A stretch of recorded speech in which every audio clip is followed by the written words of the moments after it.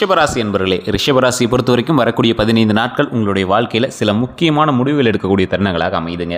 இந்த 15 நாட்களில் சூரிய புதன் சுக்கிரன் சேர்க்கை உங்களுக்கு புத ஆதித்ய யோகம் அப்படி இல்லாமல், அது மட்டும் இல்லாமல் மாளவிய யோகம் அப்படிங்கிறத உங்களுக்கு ஏற்படுத்தி கொடுக்குது. இது எதனால் உங்களுக்கு ஏற்படுது, இதனால் உங்களுக்கு என்ன பலன், இதனால் எந்த தெய்வம் உங்களுக்கு துணை இருக்குது, குலதெய்வத்தினுடைய ஆற்றல் இருக்குதா, உங்களுக்கு இதனால் முன்னேற்றம் இருக்குதா, கடன்கள் குறையுதா, வேலை வாய்ப்பு உங்களுக்கு அதிகரிக்குதா, உடல் ஆரோக்கியம் இருக்குதா, அது எல்லாத்தையும் தான் நம்ம இந்த வீடியோவில் பார்க்க போகிறோம். இந்த 15 நாட்கள் எத்தனை நடக்குமா சார் அப்படின்னு கேட்டால், இதுதான் உங்களுடைய வாழ்க்கையினுடைய தொடக்கம் அப்படின்னு கூட சொல்லலாம். உங்களோட வாழ்க்கையில் ஒரு மிகப்பெரிய ஒரு மாறுதல் அப்படின்னு சொல்லலாம். கொஞ்சம் எச்சரிக்கையாக நடக்க வேண்டிய சில மாதங்கள் அப்படின்னு சொல்லலாம். ஸோ இந்த வீடியோவை ஸ்கிப் பண்ணாமல் பாருங்கள். பல முன்னேற்றத்திற்கான முக்கியமான வழித்தடங்களை நாங்கள் இந்த வீடியோ மூலமாக உங்களுக்கு சொல்கிறோம்.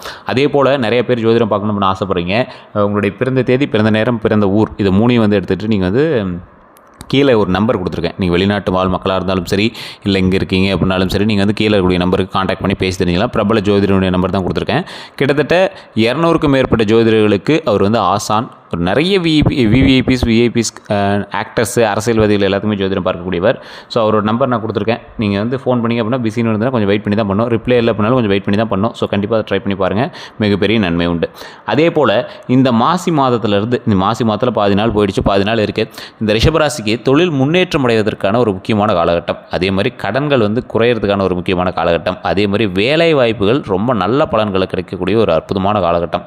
உங்களுக்கு வேலைக்கு போயிட்டுருக்கீங்க, இல்லை சார் ஒரு சுயதொழில் ஆரம்பிக்க போகிறோம், சுயதொழில் பண்ணிகிட்ருக்கேன், தனிப்படையாக பண்ணிகிட்ருக்கேன், இல்லை பார்ட்னரோடு சேர்ந்து பண்ணிகிட்ருக்கேன் அப்படின்னா உங்களெலாம் ஒரு அற்புதமான காலகட்டம். ஏன் சார் அற்புதமான காலகட்டம்? 10ஆம் வீட்டில் சூரியன் புதன் சுக்கிரன் 3 சேர்க்கை ஒரு சேர வருது. அதாவது புத ஆதித்ய யோகம் அப்படின்னு சொல்லுவாங்க. அதாவது சூரியன் இருந்தால் தைரியமும், அதே மாதிரி உங்களுடைய தந்தை வழியில் உங்களுக்கு ஒரு சப்போர்ட்டும் உங்களுக்கு கிடைக்க போகுது.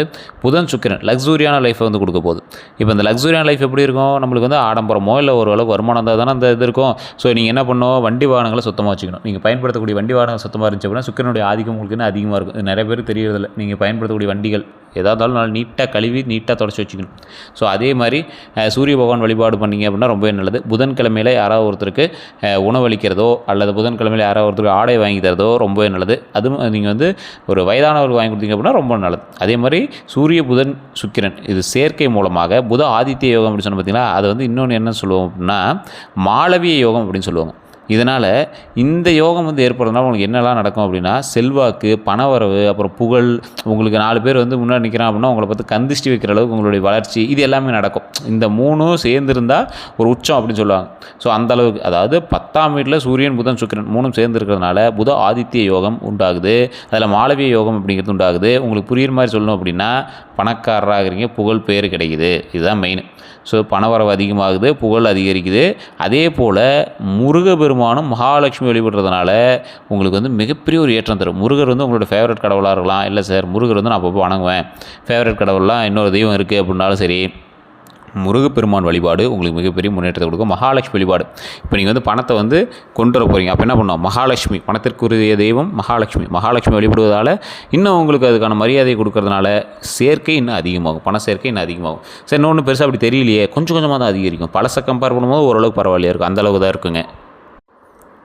இந்த புத சுக்கிர யோகம், அதாவது சூரிய புத சுக்கிர யோகம் அவ்வளோ சீக்கிரம் யாருக்கும் அமையறதில்லை. இந்த ரிஷபராசிக்கு இந்த காலகட்டத்தில் அமையுது அப்படின்னா அதை நீங்கள் சரியாக பயன்படுத்திக்கணும். அப்போ முருகப்பெருமான் வழிபாடும் மகாலட்சுமி வழிபாடும் பண்ணுங்கள். அதனால் மிகப்பெரிய நன்மை உண்டு. வெள்ளிக்கிழமை நாட்களில் மற்றவர்களுக்கு பணம் கொடுக்காதீங்க. அதே போல் செவ்வாய்க்கிழமை நாட்களிலே மற்றவர்களுக்கு பணம் கொடுக்காதீங்க. இது ரொம்பவே நல்லது.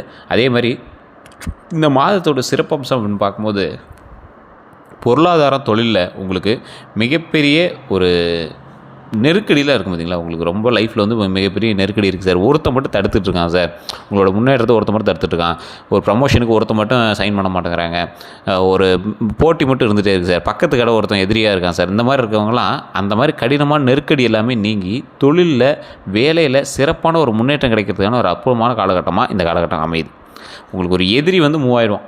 ஒரு தொழிலில் எதிரி இல்லை அப்படின்னா நீங்கள் பைபாஸ் ரோட்டில் நீங்கள் வண்டி ஓட்டுற மாதிரி பயப்படவே தேவையில்லை. நீங்கள் பாட்டு ஒன் சைடாக போயிடலாம். ஆப்போசிட் சைடு எவனும் வரல அப்படிங்கிற பட்சத்தில் நீங்கள் ஆட்டோமேட்டிக்காக வண்டி ஓட்டிட்டு போயிட்டு இருக்கலாம்ல. அந்த மாதிரி தான். அந்த மாதிரி தொழிலில் முன்னேற்றம் அடையிறதுக்கான அற்புதமான காலகட்டம்.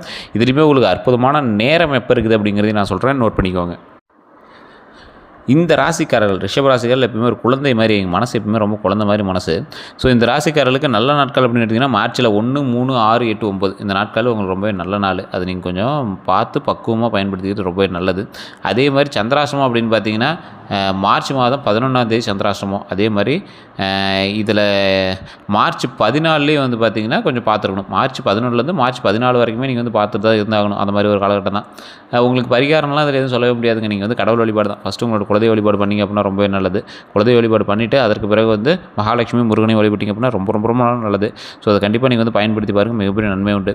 இந்த மாதத்தில் சூரியன் எல்லா ராசிக்கும் இதே தான். மாசி மாதத்தில் சூரியன் வந்து கும்பராசியில் வந்து சஞ்சரிக்கிறதுனால பிப்ரவரி மாதத்துலேருந்தே பிப்ரவரி 13லேருந்தே வந்து மார்ச் 14 வரைக்குமே சஞ்சரிக்குது. ஸோ அதனால் நீங்கள் கொஞ்சம் பார்த்து இறை வழிபாட்டோடு சூரிய நமஸ்காரம் பண்ணி வழிபட்டிங்க அப்படின்னா ரொம்பவே நல்லது.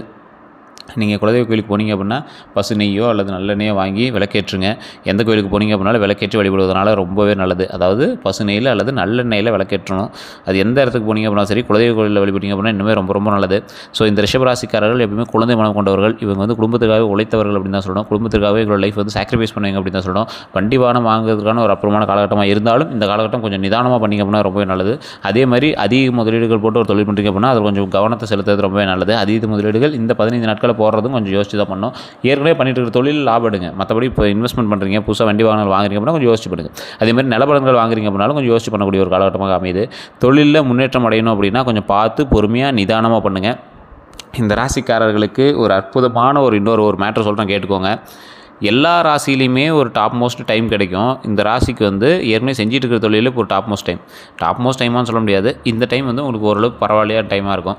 இந்த ராசிக்காரர்கள் உங்களுக்கு தடைகளை நிவர்த்தி செய்து முன்னேறுவதற்கு ஒரு அற்புதமான காலகட்டம். தடைகள் இருக்குது அப்படின்னா தட்சிணாமூர்த்தி வழிபாடு. இந்த ராசியில் எந்த ராசியாக இருந்தாலும் சரி, ஒரு கோயிலுக்கு போனீங்க அப்படின்னா சுற்றி வரும்போது தட்சிணாமூர்த்தி அப்படின்னு ஒருத்தர் இருப்பார். நிறைய பேர் நினச்சிருப்பாங்க என்ன சின்ன சிலையாக வச்சுருக்காங்க அப்படின்னு. தட்சிணாமூர்த்தி வழிபாடு பண்ணிங்க அப்படின்னா மிகப்பெரிய நன்மை உண்டு. கொண்டக்கடலை மாலை, நெய் விளக்கு, தீபம் 2 தீபம் ஏற்றி கொண்டக்கடலை மாலை போட்டு வழிபட்டிங்க அப்படின்னா ரொம்ப ரொம்ப நல்லது. தட்சிணாமூர்த்தி வழிபட்டு அப்படியே சுற்றி வரீங்க. சுற்றி வரும்போது வந்து பார்த்திங்கன்னா துர்க்கை அம்மன் இருப்பாங்க. துர்க்கை அம்மன் வழிபடுறீங்க. வழிபட்டுட்டு அதுக்கப்புறமேட்டு உள்ள வந்தீங்க அப்படின்னா கருவறையில் இருக்கக்கூடிய தெய்வங்கள் வழிபடுறீங்க. பரிகார தெய்வங்கள் எல்லாமே இருப்பாங்க. பரிகார தெய்வங்கள் தான் ஃபஸ்ட்டு நீங்கள் வணங்கணும். ஸோ இப்படி வழிபட்டு வரும்போது உங்களுடைய பிரச்சனைகள் எல்லாமே தீர்வாகுது. அதே மாதிரி ரிஷபராசிக்கு நிறைய பேருக்கு பூர்வ புண்ணியம் வந்து கரெக்டாக இருக்கான்னு பார்த்துக்கணும். உங்களுக்கு நிறைய பேருக்கு வந்து பார்த்திங்கன்னா உங்களுடைய பூர்வ புண்ணியம், அதாவது உங்களுடைய முன்னோர்களினுடைய நிலமோ இல்லை உங்களுடைய முன்னோர்களினுடைய வீடோ இதெல்லாம் வந்து உங்களுக்கு அவ்வளோ செட் ஆகாமல் இருந்திருக்கும். அவங்களாம் வந்து கரெக்டாக செட் ஆகுதா, எப்படி இருக்குது அப்படிங்கிறது எல்லாத்தையும் நீங்கள் வந்து நோட் பண்ணிட்டு தான் மற்ற விஷயங்கள் எல்லாமே பார்க்கணும். நிறைய பேருக்கு இந்த முன்னோர்களுடைய பிரச்சனையால் பூர்வ நிலங்கள், பூர்வீக வீடு இந்த மாதிரி விஷயங்கள்லாம் செட் ஆகாமல் இருக்குது அப்படின்னா ஒரு டைம் உங்களோட ஜாதகத்தை செக் பண்ணுங்கள். உங்களோட ஜாதகத்தை செக் பண்ணும்போது மாந்தியாக இருக்கட்டும், உங்களுடைய பூர்வ புண்ணிய ஸ்தானமாக இருக்கட்டும், உங்களுடைய தசாபுத்தியாக இருக்கட்டும், உங்களுடைய லக்கினம் வந்து இதோட மேட்ச் ஆகுதா, இல்லை உங்களுடைய ராசிக்கு செட் ஆகுது, ஆனால் வேறு உங்களுடைய வீட்டில் இருக்கக்கூடிய மற்றொரு ராசிக்கு தான் செட் ஆகுதா, அது வந்து உங்களுக்கு சேர்ந்து இது பண்ணுது அப்படின்னா அதுக்கு எல்லாமே செக் பண்ணிட்டு நீங்கள் பண்ணிங்க அப்படின்னா ஆட்டோமேட்டிக்காக உங்களுக்கு உங்களுடைய மைனஸ் கூட ப்ளஸ்ஸாக மாறிடும். நிறைய பேருக்கு தெரியுது. உங்களோட மைனஸை ப்ளஸ்ஸாக மாற்றணும் அப்படின்னா உங்களோட ஜாதகத்தில் செட் ஆகல அப்படின்னா உங்களுடைய மகனோ மகளோ, உங்களோட கணவனோ மனைவியோ, உங்களோட தாய் தந்தையோ, உங்களோட சகோதர சகோதரிகளோ யாரோ ஒருத்தர் இருக்காங்க அப்படின்னா அவங்க மூலமாக அந்த ஜாதகத்தை வந்து செட் பண்ணி அதுக்கு தகுந்த மாதிரி நீங்கள் ஒரு ஒற்று ராசியாக பயன்படுத்திட்டு வந்துடலாம். நிறைய பெரியவங்களாம் வந்து பார்த்திங்கன்னா மிகப்பெரிய ஆளாக இருப்பாங்க. அவங்க ராசி பார்த்திங்கன்னா வேறு ராசியாக இருக்கும். ஆனால் அந்த ராசிக்கு வந்து அந்த டைமில் வந்து ஒரு டல்லான டைமாக இருக்கும். ஆனால் வந்து அவங்களுக்கான பொழப்பு வந்து நல்லா சூப்பராக போய்ட்டுருக்கும். ஏன் அப்படின்னு பார்த்தீங்கன்னா இங்கே கூட இருக்கக்கூடிய ஒரு நபருக்கு வந்து நல்ல ராசியாக இருக்கும். அவங்களோட மகனோ மகளோ ஏதோ ஒன்று இங்கே வந்து ஃபுல் டாக்குமெண்ட் எல்லாம் பணம் வரவோ எல்லாமே அவங்க பேரில் பார்த்துருவாங்க. அப்படி பண்ணும்போது என்ன ஆகுது, அந்த ராசி வந்து நல்லா மேலே ஓங்கி வரும்போது அதுக்கு தகுந்த மாதிரி செயல்படுது. தொழில் வந்து ஆட்டோமேட்டிக்காக முன்னேறுது. அந்த முன்னேறக்கூடியதை அவர் அனுபவிச்சுக்கிறார். ஸோ இந்த மாதிரி தான் வந்து நிறைய விஷயங்கள் நடக்கணும். பூர்வீகம் செட் ஆகாதவங்க வெயிட் பண்ணணும். அந்த பூர்வீகத்தோட பேர் மாற்றாமல் அவங்களோட மகனோ மகளோ வந்ததுக்கப்புறம் அவங்க இங்கே நம்ம மகன் பேரில் பூர்வீக சொத்து எழுதிட்டோம் அப்படின்னா பூர்வீகம் ஆட்டோமேட்டிக்காக செட் ஆகிடும். அவங்களுக்கு செட் ஆகுது அப்படின்னு பார்த்துட்டு அதுக்கு தகுந்த மாதிரி செட் பண்ணிட்டோம்னா ஆட்டோமேட்டிக்காக செட் ஆகும். அப்படின்னா பெண்கள் பேரில் மாற்றினா அப்படின்னா ஆட்டோமேட்டிக்காக செட் ஆகும். இந்த மாதிரி நிறைய விஷயங்கள் இருக்குது. ஸோ உங்களுடைய ஜாதகத்தை செக் பண்ணணும். பிறந்த நேரம், பிறந்த ஊர், பிறந்த தேதி 3 செக் பண்ணிட்டு உங்களோடு பிரயாணிக்கக்கூடிய மற்ற ராசிகளினுடைய பெயர், உங்களோடு பிரயாணிக்கக்கூடிய மற்ற ராசிகளினுடைய நட்சத்திரம், தசாபுத்தி எல்லாத்தையுமே செக் பண்ணிட்டு பண்ணோம் அப்படின்னா ஆட்டோமேட்டிக்காக நன்மை உண்டு. தொழிலில் முன்னேற்றம் கண்டிப்பாக கிடைக்கக்கூடிய ஒரு காலகட்டமாக இருக்கிறதுனால தொழில் முன்னேற்றத்தில் கொஞ்சம் கவனம் பண்ணுங்கள். ஒரு 100 பேர் இருக்காங்க அப்படின்னா அத்தனை பேர் சொல்கிறது நீங்கள் கேட்கணும் அவசியம் இல்லை. நீங்கள் சொல்கிறது தான் அத்தனை பேர் கேட்பாங்க. அந்தளவுக்கு உங்களுக்கு ஐடியாலஜி அதிகம். ஸோ நீங்கள் அந்த இடத்துல போய் அதை கொஞ்சம் நீட்டாக செக் பண்ணிட்டு ஒருத்தர் மேலே அதீத நம்பிக்கை வச்சு அவங்களே ஃபுல்லாக வந்து மோட்டிவேஷனாக போகாதீங்க. எது செஞ்சாலும் யோசிச்சு பண்ணுங்கள். இந்த காலகட்டம் உங்களுக்கு ஒரு லக்ஸுரியான காலகட்டமாக இருந்தாலும் உங்களை ஏமாற்றுறதுக்கான வாய்ப்புகள் அதிகமாக இருக்கும். இப்போ உங்கள் கண்ணு முன்னாடி லக்ஸுரி காட்டிட்டு அடுத்த 15 நாட்களுக்கு பிறகு உங்களுக்கு வந்து இல்லை இது வந்து உங்களுக்கு பிரம்மைன்னு காட்டுற அளவுக்கு வந்து வாய்ப்புகள் அதிகமாக இருக்குது. ஸோ அப்போ நல்ல பலன்கள் கிடைக்கக்கூடிய காலகட்டத்தை நல்லபடியாக பயன்படுத்திக்கணும். இப்போ நீங்கள் பயன்படுத்தக்கூடிய விஷயங்கள் வருங்காலத்திலே வந்து உங்களுக்கு பாசிட்டிவாக மாறணும் அப்படிங்கிற மாதிரி பயன்படுத்துங்க. இப்போ கிடைச்சிச்சுரா அனுபவிச்சிக்கலாம் அப்படின்னு விட்டுறக்கூடாது.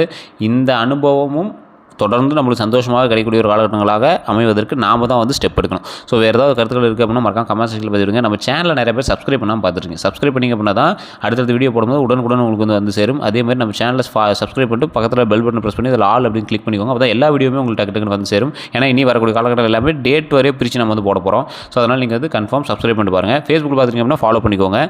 உங்களோட நண்பர்களுக்கு ரிஷபராசி இருக்கக்கூடிய நண்பர்களுக்கு கண்டிப்பாக பகிருங்க. அதே மாதிரி சூரிய புதன் சுக்கிரனுடைய யோகம் இருக்கிறதுனால புத ஆதித்ய யோகம் இருக்கிறதுனால புத ஆதித்ய நமக புத ஆதித்ய நமக புத ஆதித்ய நமக அப்படின்னு மறக்காம 3 டைம் கமெண்ட் செக்ஷனில் பதிவிடுங்க. அதே போல் உங்களோட நண்பர்கள் ரிஷபராசிக்காரர்களாக இருக்காங்க அப்படின்னா அவங்க யார், அவங்க இப்போ எப்படி இருக்காங்க, பரவாயில்லையா, நான் சொன்னது மேட்ச் ஆகுதா, 100% கரெக்டாக இருக்கா அப்படிங்கிறத மறக்காம கமெண்ட் செக்ஷனில் பதிவிடுங்க. வேறு எந்த கருத்துக்களாக இருந்தாலும் கீழே டிஸ்கிரிப்ஷன் நம்பர் கொடுத்துட்டு நீங்கள் ஃபோன் பண்ணி பேச தெரிஞ்சுக்கலாம். கமெண்ட் செக்ஷனில் பதிவிடலாம். எல்லோருக்கும் நன்றி நண்பர்களே.